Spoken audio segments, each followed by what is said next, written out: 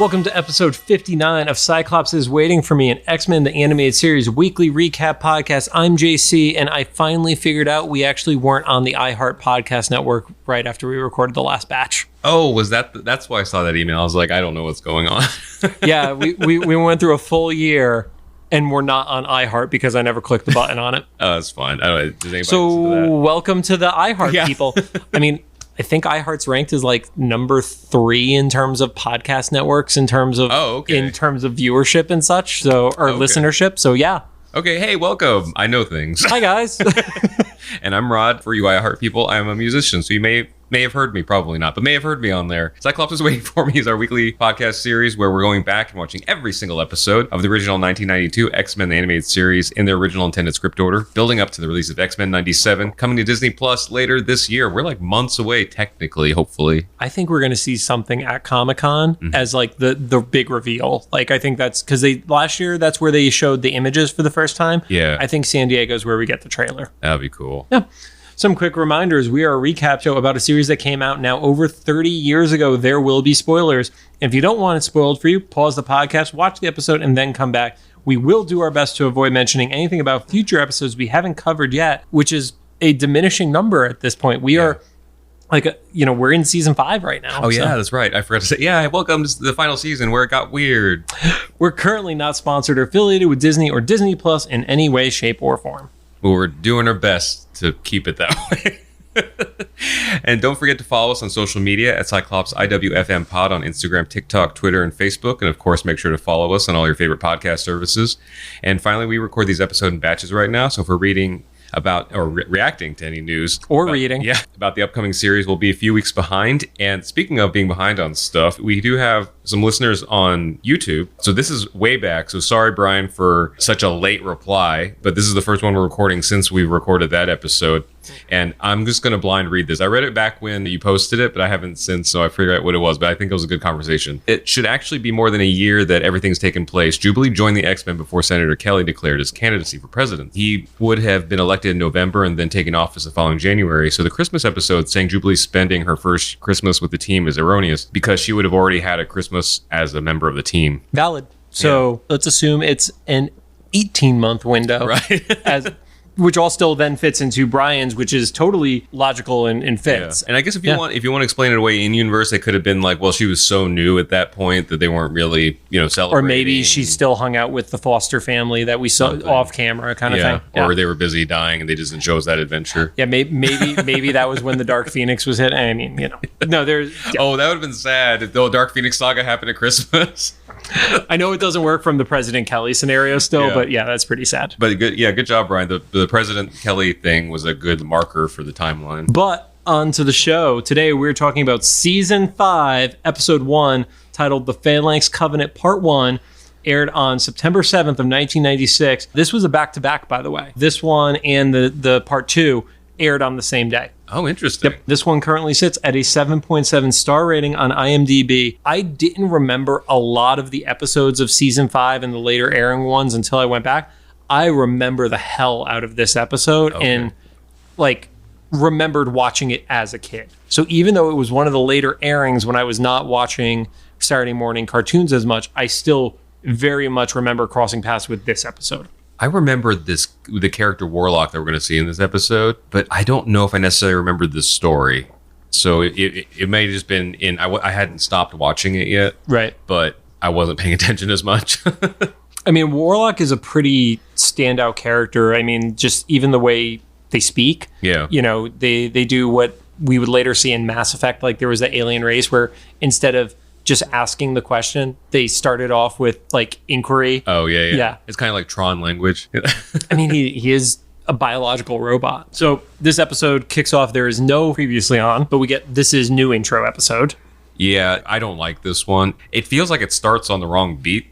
Like it's very jarring when it starts instead of revving up. It's like, I don't know. Starts off the episode with a truck. A calamari truck. But who's calamari?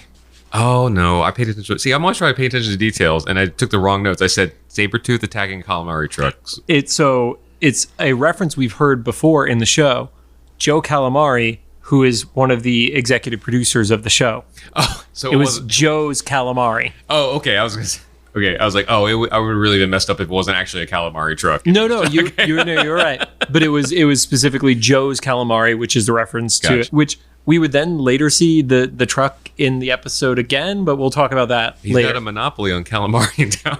Yeah, but yes, to your point, Sabretooth is ripping through the truck in front of the cops. I think we have to make some assumptions that, you know, with the end of Beyond Good and Evil, there's been at least a little bit of a time jump here that all of a sudden, like, all these players are now back in new places. Like, I think we have to accept that there has been, like, because if this was even a week or two later, I feel like that would be a little bit of a negative on the ability for this team to stop anybody from doing anything ever. Yeah, especially of how Professor Xavier handles things here in a little bit. We'd be like, man, we know that you're a little forgiving, but this would just be like really bad leadership and dumb. Right. Cuts to Jubilee and Beast, and they're in the Blackbird, and they make sure to point out that they purposely left Wolverine behind. Yeah. Which I get because they're trying a different method of not confronting Sabretooth like head to head, but still it's like, man, like, you guys, if he gets you, you're dead. Like, he's going to rip out your throats. I also thought that part of the conversation would have been like, we're gonna really like lock him away this time, right? One would think. But then they actually reused footage from episode 1 with the car being thrown. Okay, so I just thought it looked similar, so it was actually the same. I mean, it literally, for me, like, I didn't compare the two shots shot to shot. I saw it from an overhead. It was that angle, and then it was the car spinning as it was going to the camera. Yeah. So unless they did the old school Disney thing of just trace it and put different colors on it, I think it was the same footage. That tracks, you know, Saban save money. Right.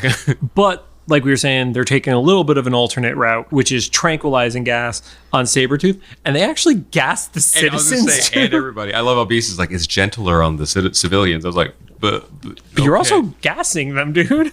Hey, that's still, I mean, I know this is the adults talking and not like, you know, kid logic, but like, we know as adults, like, that still could be potentially harmful depending on your health. Yeah, if you have asthma. Something. But okay. Also, where you're passing out, especially if you're running. I mean, yes. Also, those people should have been farther away from Sabretooth at this point. Yeah, right. At this point, you should not be that close to the rampaging lunatic. I guess, though, as far as showing growth with the X-Men, as opposed to like where they previously would have just fired projectiles at somebody like that, it's like, okay, well, this kind of makes lasers. A little more sense. They wouldn't have missiles that they shoot at people. They blow stuff up with gas and TNT. Yeah, right. So this does luckily knock out Sabretooth. They bring him to the mansion, and at least they put him in shackles this time. Like, he was like locked down. You know, that actually made me think of something else.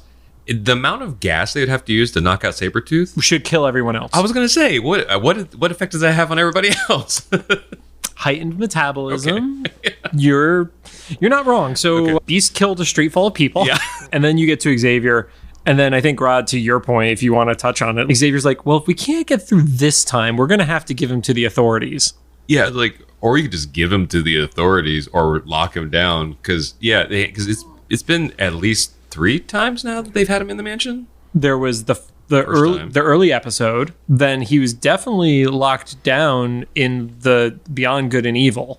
Yeah. That was the one where Wolverine fucked him up, right? To get information. Yeah, he beat him up. Yeah, there was that time when Wolverine was like, well, we have to forgive, you know, my arch enemy, but then we have to go after Magneto. Right. I think Sabretooth was in the mansion being like rehabilitated when they got sent out to go get Magneto. Right.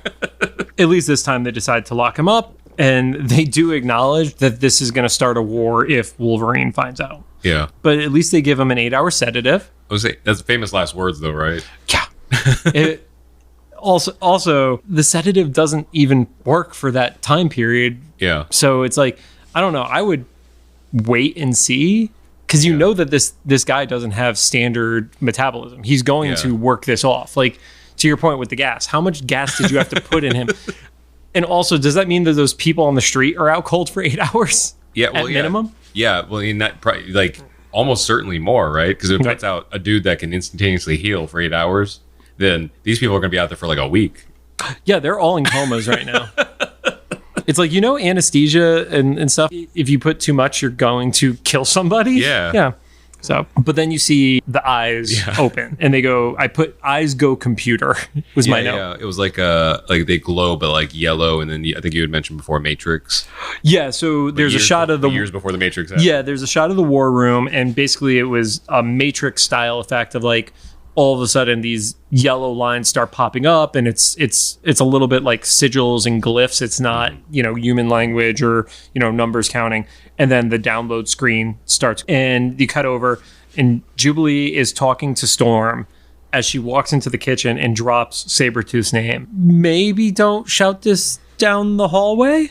Yeah, although to Jubilee's credit, earlier she was like, we should probably tell Wolverine, right? So she was probably like looking for half excuses to... You think it was like unconsciously she thought this was a good idea and, or Freudian slipped it? Or, she's a teenager, so she's probably not working hard to hide it, at the very least. She definitely wasn't working hard to hide it. Because she's also, she still presumably idolizes Wolverine. Yeah.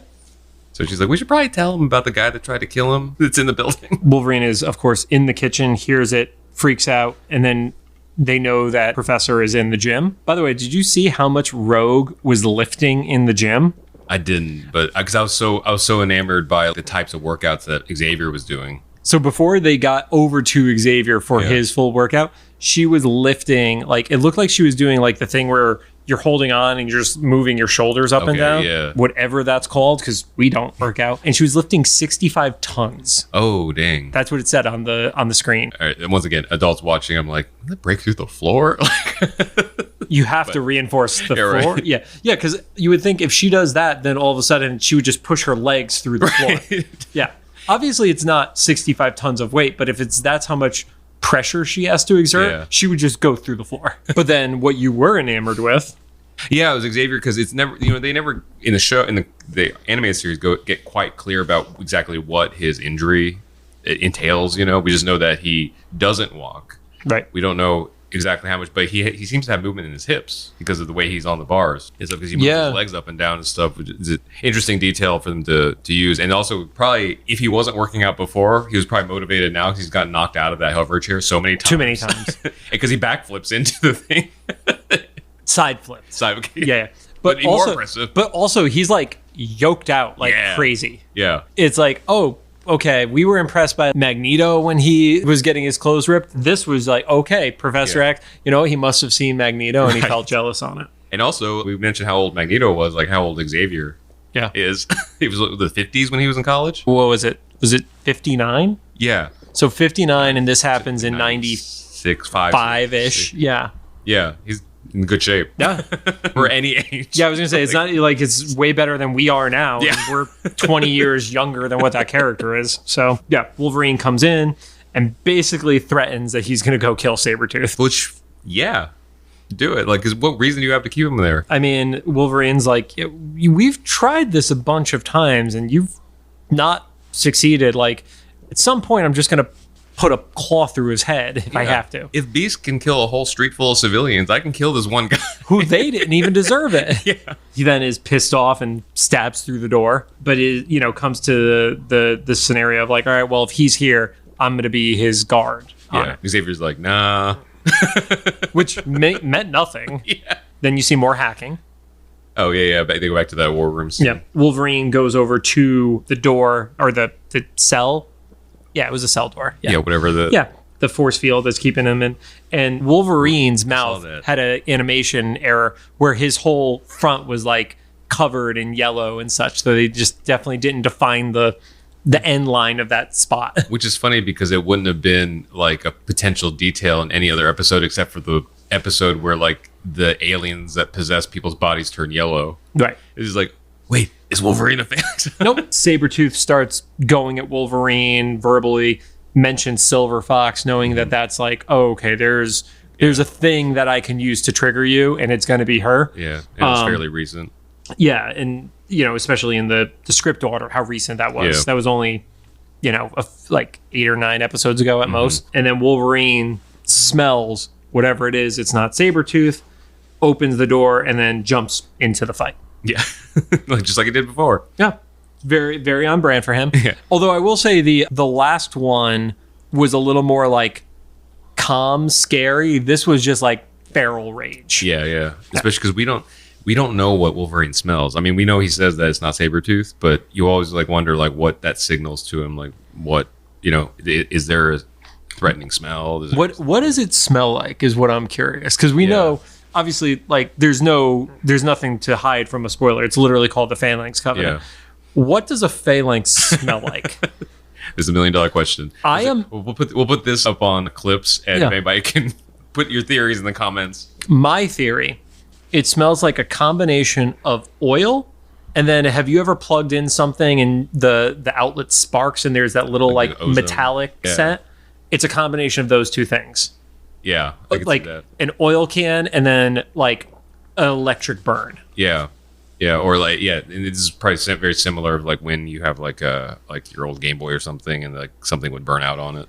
My Game Boy to this day still works perfectly. Right. I said Game Boy, but I don't actually know if it was a Game Boy. It was like, so one of like the old like handheld things from like Tiger Electronics, maybe. Like, oh my god, yeah, definitely. Well, maybe because those only had batteries in it, but it's like something you plug into the wall that had a high chance of like overloading. Like maybe a Game Gear. Game Gear, probably. Yeah, because none of those are around anymore. It just got thrown into a landfill next to all the Funko I agree with the ozone thing though, especially because it's like this techno-organic thing that's always going through like metal conduits, and so it would make sense for it to have that like burning smell. Right. Back to the mansion. Xavier gets an unknown caller. I love the technology that these guys have, because at this point, that was still super futuristic that somebody could just like FaceTime you, essentially. Yeah. And I love that it's like a FaceTime/Zoom, but still on a CRT screen that has tracking lines. And also, like it's like an old school CRT. Like that was a big fucking monitor. It was also a huge monitor too. Like in relation to his desk, that was like a 36-inch monitor. Yeah. It's what he lifts, to work out. Yeah. I also love how, these are obviously, it's kind of like when, there's like a brick in the wall in animation that it's going to be moved later. Right. It's stuff that's for us, but not for the characters. Like Professor Xavier's like, who is this? Who is this? And we all can just see the outline of the character. It's literally a Dora the Explorer moment where it's like we're yelling at the TV because Professor X doesn't know. Yeah. It's like, let's deduce how many villains have like high collars. And like extravagant capes and shit like that. Yeah. It's like cool. The two people with capes are Magneto and Sinister, and this doesn't sound like Magneto. But yeah, so the we don't know it's Sinister. Sinister is begging for help. Mentioned that there's a being of immense power. He says they're inside the walls, which that's wild. Inside the walls, to me, I feel like that's a quote from a horror movie or something like that, and I just can't place the movie. Same. I had a couple of those, and I don't know if it was this episode or the next one, but in this series where they quoted something, I was like, oh, I know that's a quote from something. There is another one that is an exact quote. I know exactly the one you're talking about. We will get to that, though. And mentioning that it's consuming matter and blah, blah, blah. And as that is happening, Professor gets grabbed by a coil. And that's really the first time in this episode we see the coil of the Phalanx. Yeah, because Sinister is like, watch out behind you. Then that's the moment, or that whole call, but especially that moment, it's like, man, how freaky must this thing be for Sinister to call Xavier for help? Like, and not just call him for help, he's scared. Yeah. And also like try to save him from that situation. Yeah. In every other circumstance, the only reason Sinister would want to save Xavier would be if he needs him alive for his own purposes. Yeah. This is like, oh no, if you die, I'm screwed. Yeah. Jump over. Beast is in like one of the lounge rooms, and then the assimilation starts to move into that room. Yeah, destroys his turntable. It's tragic. Yeah, he's listening to jazz or whatever it was. Vibing to jazz. And lucky for him, it decided to grab the music first as opposed to him. Otherwise, he would have had no signal for it. Oh, that's true. Yeah. Yeah, because it's the distortion of the music, which is what pops him to, being in the moment. Yeah, took away his vibe. Yep. And this is the first time we actually see the Phalanx begin to form. It's like a humanoid. Yeah, into a humanoid shape. Knows that his name is McCoy. Beast starts to escape. And as he's doing so, the Phalanx pops in through the wall sockets and starts racing down the hallway faster than Beast. They have long hallways in the mansion. We established that in a previous episode where they were like bounding down the hallway. Yeah, it's like Scooby-Doo. Yeah, it's just the longest. I mean, to its credit, it is a mansion, so I get it. But still, that's a big fucking mansion. And like the geography always changes, so they're passing like the 6th war room. on the way down. Yep. That's why everybody's always late going to those war room meetings. They're like, was it 1, 2, 3, 4, or 5 in Annex B or A? And they always look the same. All the war rooms are designed to look the same from a functional purpose, but you never know which one you have to go to. Yeah, they're like, we're going to the one with the wall that's exposed to the outside. Someone needs to break in later. Yeah. Beast gets to the foyer and sees all the X-Men are effectively in like egg sacs. Like that was the best way I could describe it. Or like alien pods or something. Yeah. And Wolverine is the only one who's not in one fully, and he's fighting back and like slashing at the tentacles and things like that. And Wolverine basically says, no, run away, go get help. Like, you're going to get snagged if you try to get me out of this thing. Because once you see all the other guys, especially the characters they do have, like if you have Xavier in there and Jean, like you're like, and Rogue, and like, I'm screwed, because those are the things that I would deduce. Like, is this like a telepathic thing, a physical thing? It's like, this covered all of them. Yeah. And Wolverine's like pretty much gone. He's already at his last leg. Beast decides to go in a different direction, grabs his backpack because I love that. He needs the Shi'ar backpack, man. I love how it's kind of like Gambit and his cards and staff or something like that. It's just his accessory now. But unlike Gambit could always just have those like in his pocket. Yeah. This is like he has to go out of his way to get it, because it's like it would be weird if he was running around the mansion on a regular day with that on him. Yeah. Whereas like Gambit definitely always just has a pack of cards, and he has the expandable staff. Mm-hmm. And I mean, I've seen the real life version of those. They're fucking dangerous because God forbid one of those expands and hits you in the face. Stab you, yeah. Well, not even to stab you. That's like a bludgeon, man. Like that'll fuck you up. But he could literally have that in his pocket too. So I just mean like an accessory that's kind of become part of his personality. Well, you also needed something to go with the toy. Yeah. Wait, did that come with the toy? One of the toys it did. That makes sense. Yeah. But as he's running out of a room, he literally drops a grenade behind him.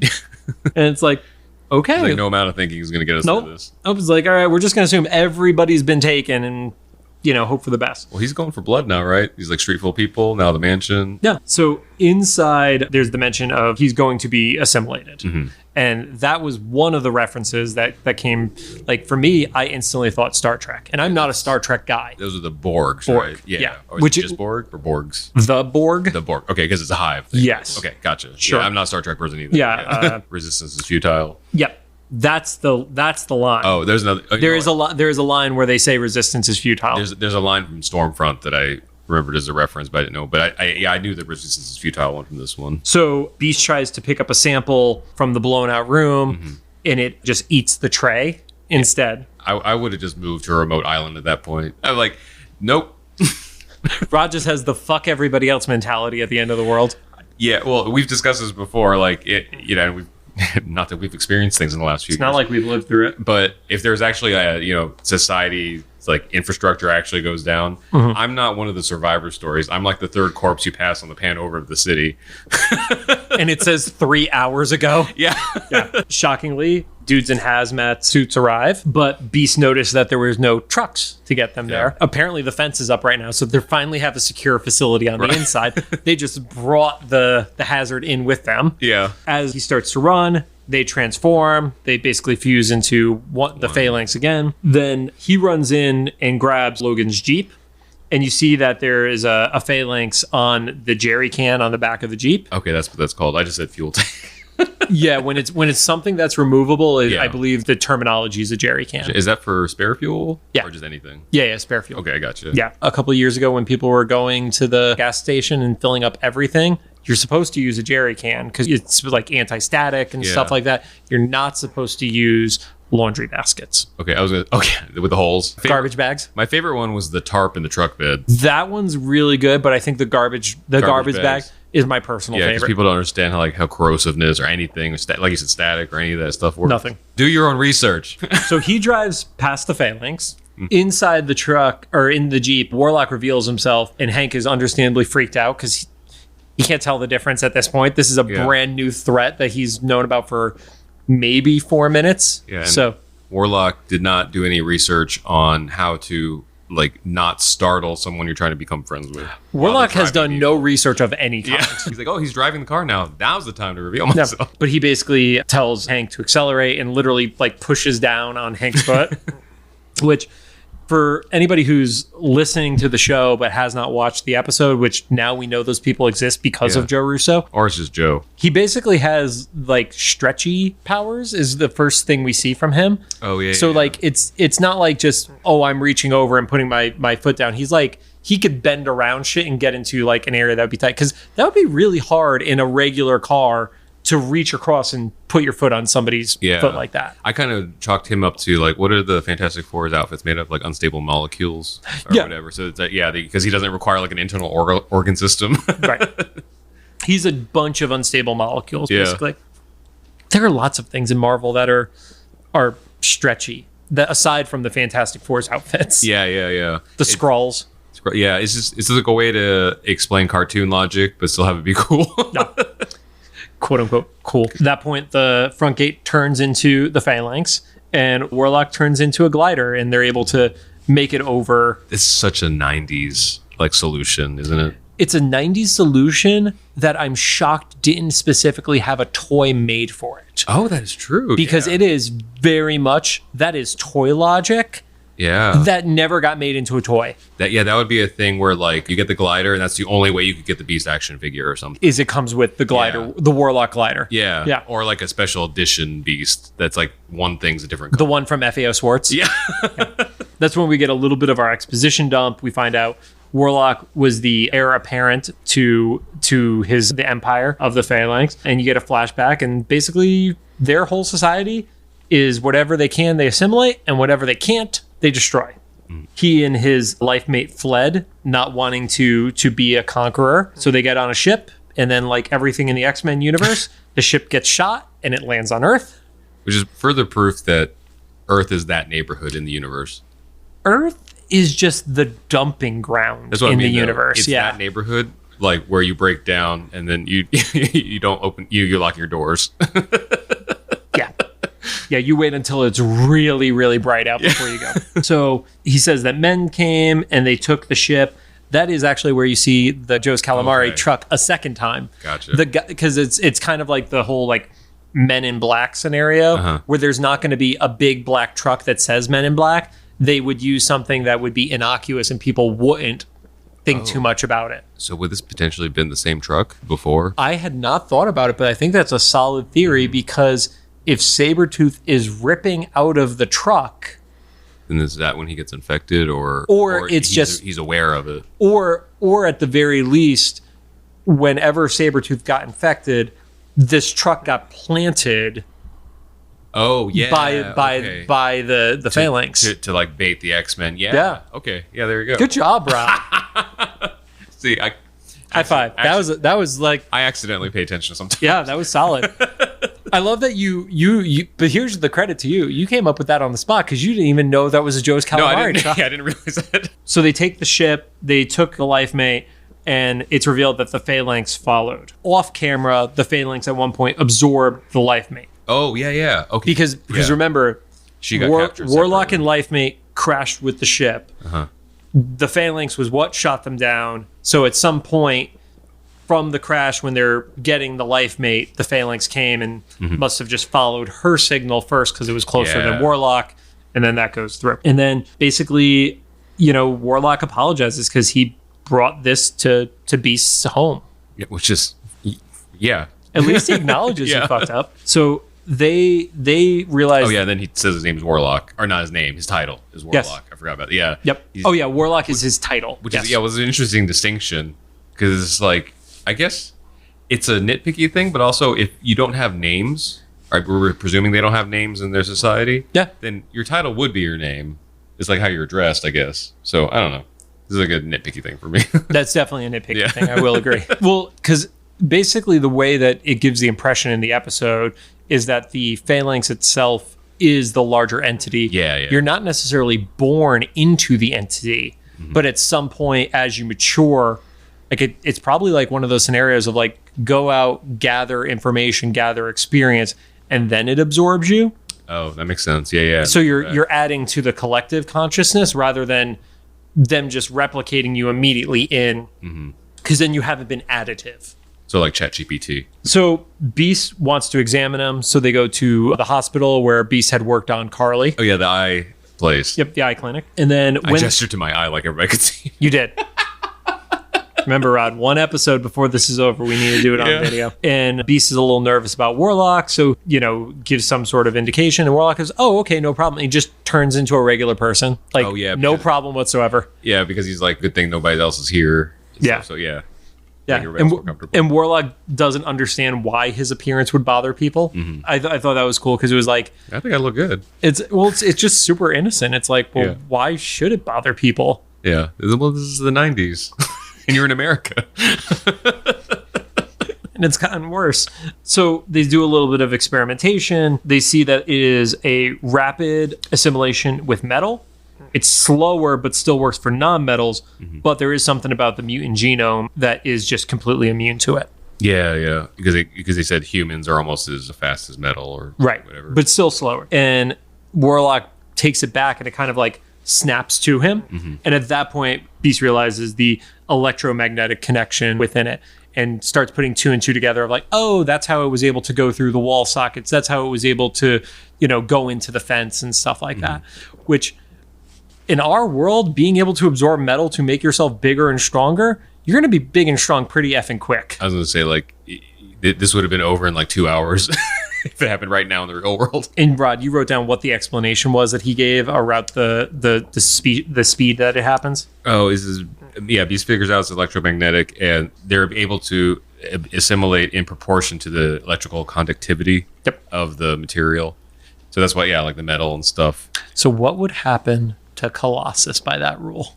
Oh man, and that's weird too because he goes back and forth between human tissue and metal. So like, wow. I mean, I know Colossus has had the legacy virus. Mm-hmm. But I don't know if there's ever been an attempt from a Phalanx to absorb him in the comics. So, that's another interesting question. John, look that up for Instagram. Because, later on they talk about, infecting Wolverine's bones and stuff. So that's the inside out. What would it be like to be trapped inside your own skin that's possessed? When your own skin is metal. Yeah. Like if only your skin's possessed, but like the internal tissue, well, I guess you eventually be, but like if your outside gets possessed before that, I will do some digging by the time this episode airs. And if I find an instance with Colossus and the Phalanx having some sort of interaction, that will get thrown on the Instagram. Oh, very cool. Yep. Beast goes to President Kelly. President Kelly is like, basically like, this is not a secure line, which if there's anybody who should have a secure line by default, like, it should be that guy. Yeah. So Beast does not see this as a red flag, and President Kelly says he's going to send the helicopter for them both. Warlock is, it's kind of like the innocence of him not understanding human interaction. Mm-hmm. He's actually the one to pick up on it. Of like, well, why would he say both? Because he only talked to you. Yeah, and also because he's like kind of, the Phalanx is more of like a data-driven kind of society and stuff. So it's very semantic. Yeah, so he's like both childlike or kind of naive. Right. But also data driven. So he's just like, he's really smart, but he doesn't have the social cues. Yeah. Much like me sometimes. There's a lot of times I accidentally insult people. It's like, why would you say that if you do this and this? It's like, Rod, just let me have this. Like, oh, sorry, that wasn't meant. So Beast and Warlock know that they need to get out of there. Beast is getting a little bit like hopeless in his reaction, and they realize that they need to get some help. So they reaches out to Forge. Been a hot minute since we've seen him. Yep. I mean, modern era Forge. Yes. Yeah, we haven't seen him since the X Factor episode. Mm-hmm. Yeah, not old or like wimpy cyborg. Yeah, and I mean, a part of that comes from the fact that Beast is an expert in genetics, but this is obviously biomechanical. Yeah. So who else other than the guy who is part cybernetic? And I love how Forge is like, well, this can't be good whenever the X-Men call. I mean, that I had an ongoing joke for a while when if HR ever hit me up on Slack and they're like, hi, John, I would respond with, uh-oh. Yeah. And they're like, no, everything's okay. And I'm like, you guys know you're the Grim Reaper no matter what company it is, right? Yeah. Yeah, I was like, I saw a TikTok of this woman who was like, so HR walked into my office and just put a box of tissues on my desk and left. And I don't know what that means. I was like, oh my God, I'm glad I don't work in an office. So the solution that Warlock presents is he is at least able to tell in person if somebody is his life mate. Yeah. But it wasn't if it was the Phalanx in general, if he wasn't actively scanning for it. Oh, gotcha. Yeah. You can sense the part. Yeah. Right. Interesting. But it felt like it needed to be active. Like he had to be checking for it. Yeah. So we then cut over to the spire where you get like, that was where we're seeing the gross heads inside there for the first time, right? I think so. Yeah. And it's clearly the Empire State Building. Oh, it's definitely the Empire State Building. They formally call it that in the next episode too. But you see like the heads, and this was only because of the comic book knowledge did I remember that the main head was Cameron Hodge. I recognized him as being a previous character, but I didn't know until he said it later. From the Genosha episode. Yeah. Oh, no. I mean, I didn't know that was him until he said it later in this part. Got it. Yep. But yeah, they're basically trying to figure out why the X factor is preventing the assimilation, and you get their MO finally said, which is getting rid of random genetic reproduction. Mm-hmm. So, which is this had been on purpose, but I love that it's like Sinister was one of the first victims to this because it's his like prerogative as well. Oh yeah, and someone else is like doing it more than him.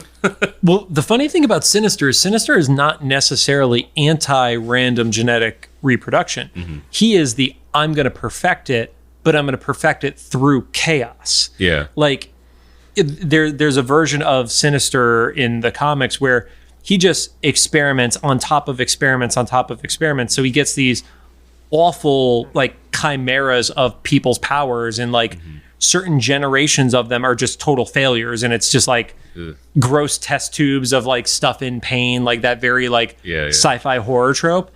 Whereas they are like, we're just going to end it, and there's nothing that is random. Yeah. Where Sinister is that because he's the evil scientist, he accepts random as long as it benefits him. They arrive at Sid's Grill, which was the name of the venue.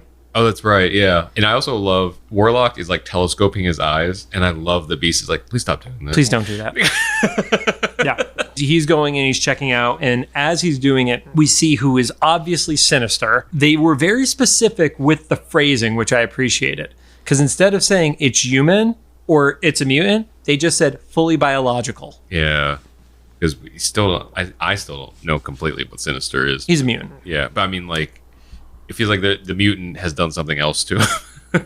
Oh, I mean, he's fucked with his own genetics, no doubt. He's a genetic mad scientist, but he is absolutely a mutant. Mm-hmm. At the base level, he is a mutant. So I love that the hat and trench coat, though, like carried over to him as well as the disguise. Yeah, you go inside and you see Forge with Quicksilver, and they mention that they have seen the base guards acting strangely. And we haven't seen Quicksilver in a little while either. Same X Factor episode, we would have seen him more recently in the Magneto episode. Yeah, one of the Secret Baby episodes. One of the many Secret Baby episodes.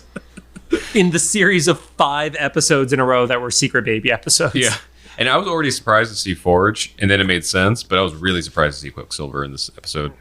The only thing about Quicksilver, and I guess when you have Beast walking around, it's not as like outlandish.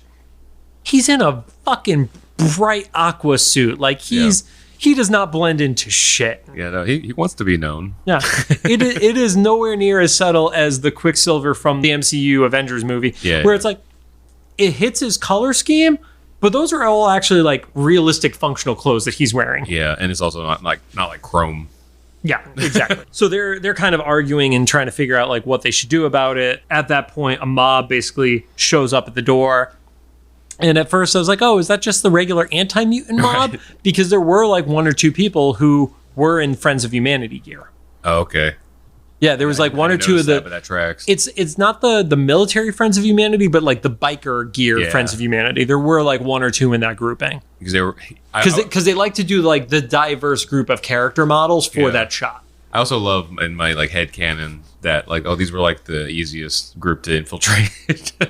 A secretary and a bigot. Yeah. But you start to see the coil arms pop out. Beast turns and asks the waitress if there is a back door. And then the waitress turns out to also be a Phalanx. Warlock can scan, but he has to be actively doing it because he didn't realize that the waitress was one. Yeah, that makes sense. And then it was... The waitress turns into his life partner briefly. At At first, I thought that was because that specifically was her, but later on I figure out, like, I guess the whole thing is a hive, so they can kind of interchange between each other. Right. That's the idea. And so they just turned into her for that moment to kind of maybe intimidate him. I don't think it was intimidation. I think it was the assimilation had not fully taken grasp. Okay. So there was like a moment of weakness, and She took it. Yeah, like it heard it and it tried to pop out, and then it got reabsorbed back into the consciousness kind of scenario. But it's a brief glimpse.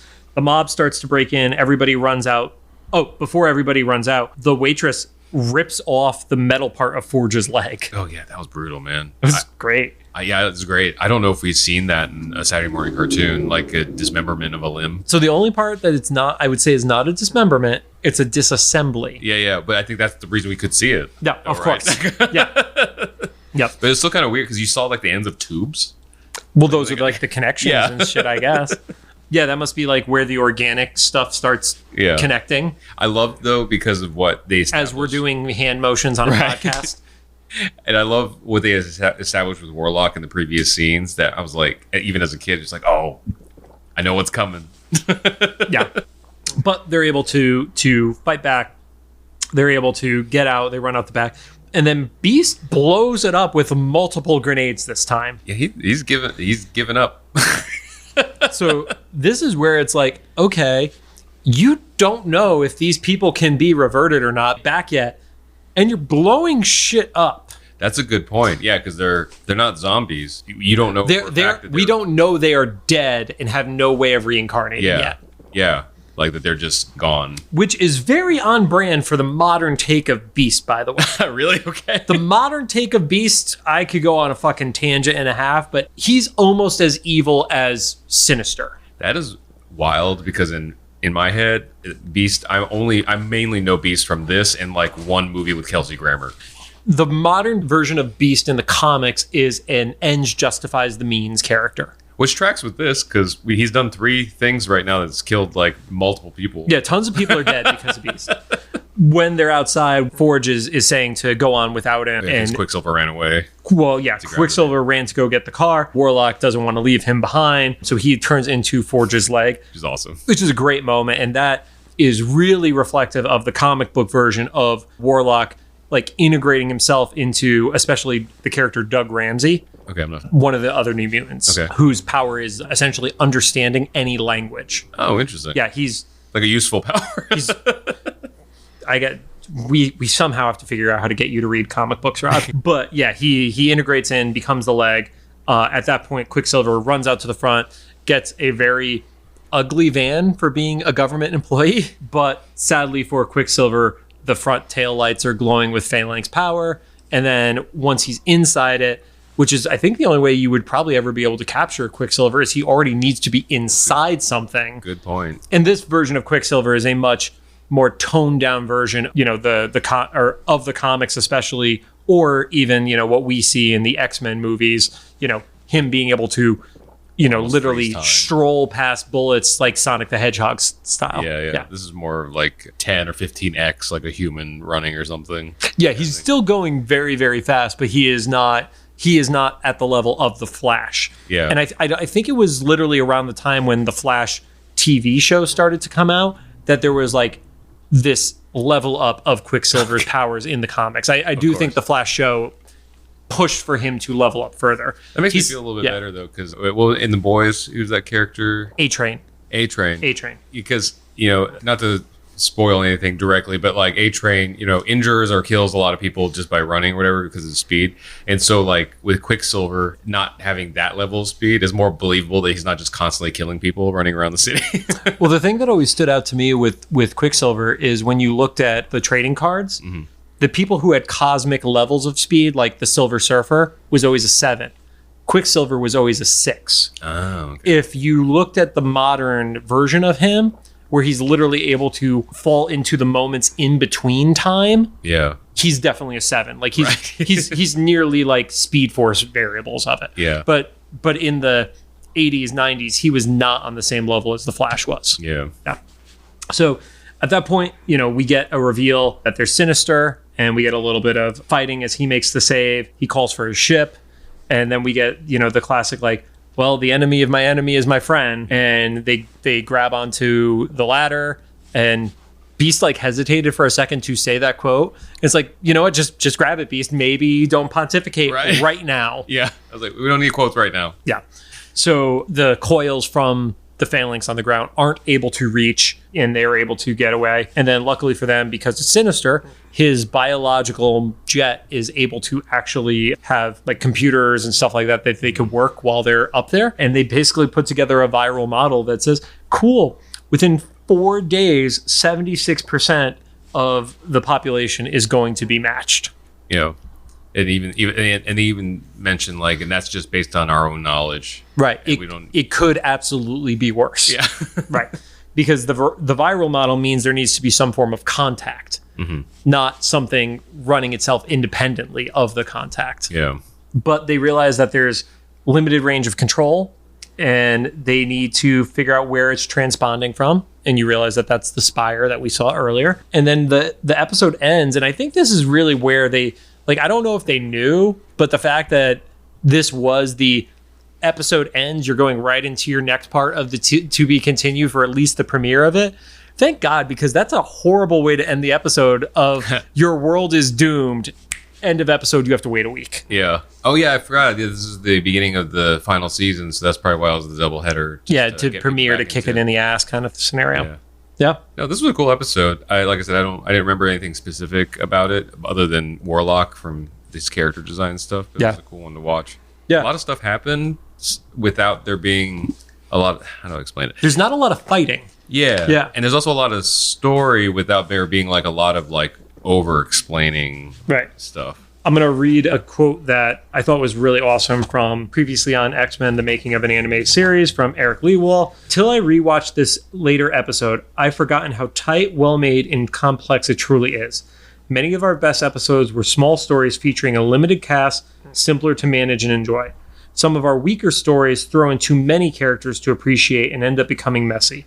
This two-parter has a huge cast, but no one feels extraneous, no padded action.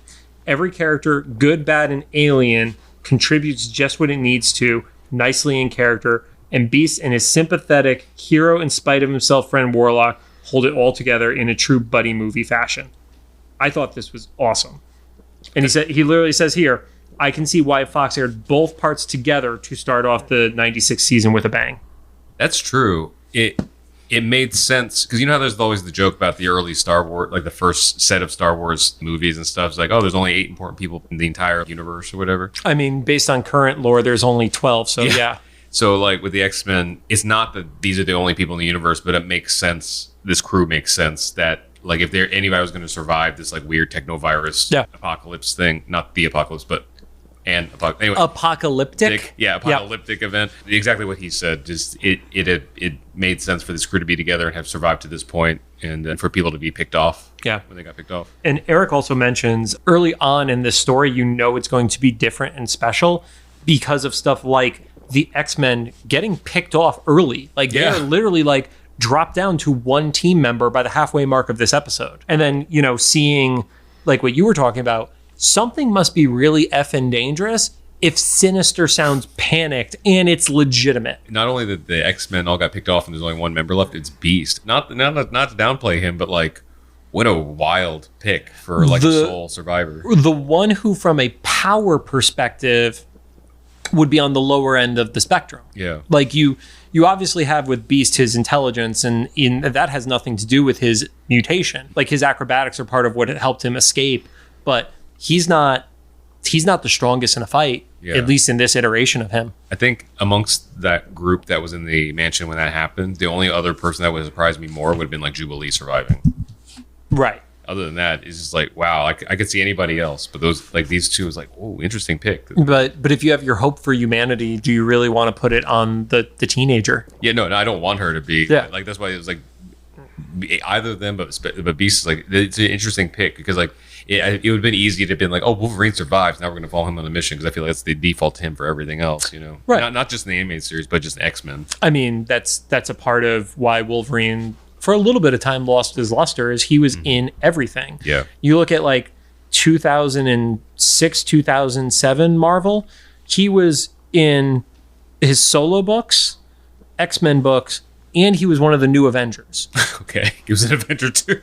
So the Brian Michael Bendis run called The New Avengers, which was after the Avengers disassembled and Scarlet Witch killed a bunch of people and stuff like that. He was a core group of that temporary Avengers team before Cap, Iron Man, and Thor would all eventually come back. Gotcha. We're going to be back, obviously, next week with part 2 of this. Rod, any closing thoughts on part 1 here? I will say, aside from what I got out of Previously On and the Joe Calamari reference, these episodes have very few trivia tidbits coming out of them. Oh, yeah. I mean, there's so much story that happened in it. Right, but usually we get like... all the Easter eggs. Yeah, we get more Easter eggs, we get more references. I don't know if maybe because it's the latter seasons that the people who are like gung-ho on all the wiki entries and stuff like that just like chilled and slowed down on it. Yeah. But all the standard go-to resources that I go and do a little bit of extra digging on, there wasn't. So many people probably given up on the 5th season. But like I said, this one never felt like 5th season to me. It doesn't. Actually, I'll say this batch that we were recording today, the first 4 episodes of the 5th season are the only normal ones. And we will actually get to that in a future episode. Thank you guys for joining us. If you have any thoughts, make sure to drop them into the comments for either the YouTube upload or the official Instagram post, or go argue with Rod on TikTok, who still isn't telling me what he's saying to people. And if you like what you heard, we'd appreciate a rating on the podcast app of your choosing. You can find us on Apple Podcasts, the iHeartMedia Podcast Network, Anchor, Spotify, Google Podcasts, and I think it's still around by CastBox. I'm just never going to remove it. Don't get absorbed before next week. It literally says assimilate.